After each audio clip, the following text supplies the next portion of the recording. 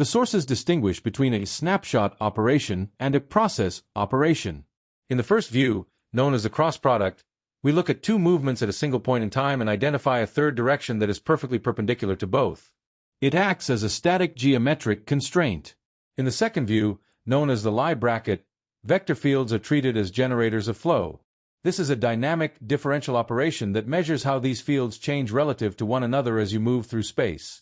When applying these concepts to a system with two rotations, one spinning around a vertical axis and another spinning side to side, the results are strikingly different.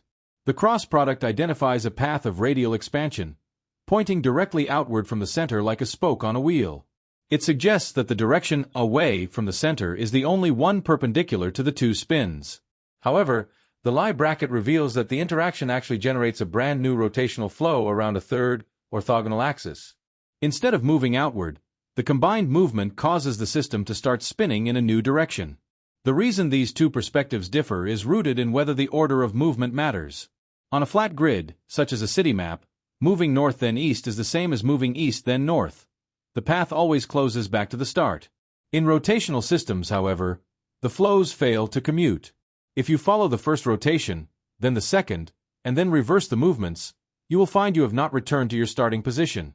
This physical gap, or displacement, is exactly what the Lie bracket predicts. It is the drift created because the order of rotations matters. These two approaches map to different mathematical landscapes. The cross product belongs to the world of vector algebra, which focuses on the 3D geometry of space and the concept of orthogonality. The Lie bracket belongs to Lie algebra, which maps to the structure of the rotation group. This mapping proves a fundamental rule of motion. The interaction of two rotations is not an outward push, but always results in a third rotation.